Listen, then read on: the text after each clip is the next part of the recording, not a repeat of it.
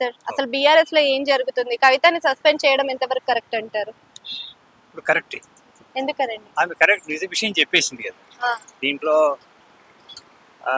అది కూలిపోవడానికి కారణం దాంట్లో స్కామ్ జరిగింది, దానికి మూలం హరీష్ రావు వాళ్ళని చెప్పింది నిజం బయట పెట్టింది అది. కాబట్టి ఇంకా తప్పేం లేదనిపిస్తుంది. ఆమె తప్పలేదు. అంటే నిజాలు బయట పెడితే అలా సస్పెండ్ చేస్తారా అని బయట అడుగుతున్నారు. నిజమే అంటారా పబ్లిక్ గురించి? ఇప్పుడు తండ్రి న్యాయం ఆడాల్సి వస్తుంది, కొడుకుని చూడొద్దు, ఇక్కడ పార్టీని చూడాలి ఆయన. ఉమ్, ఉన్న విషయం అది ఏదైనా ఉంటే ముందు మాట్లాడుకొని చేస్తే బాగుండేది. ఉమ్. ఆమె ఒకసారి లీక్ చేసేసింది కాబట్టి ఆయన చేయడం న్యాయం అనిపిస్తుంది. అందుకనే సిబిఐని రాష్ట్రంలోకి రానియట్లేదా? నిజంగానే అవకతవకలు ఉన్నాయని?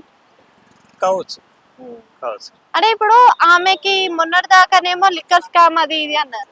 ఇప్పుడు సస్పెండ్ లిక్కర్ స్కామ్ తోని వీడు ఓడిపోవడం కారణం అదే అనిపించింది అసలు చెప్పండి. ఇక్కడ పోయింది, ఢిల్లీలో పోయింది. ఆమె ఆడ మనిషి లిక్కర్ లో పోవడమే పెద్ద తప్పు అసలు మాటకు వస్తే. కాబట్టి లిక్కర్ స్కామ్ అక్కడ దెబ్బతింది, ఇప్పుడు ఇక్కడ దెబ్బతింది. అంటే ప్రత్యేకమైన పార్టీ ప్రత్యేకంగా వెళ్ళి పెట్టుకుంటే మరి ఎలా ఉంటుంది అంటారు?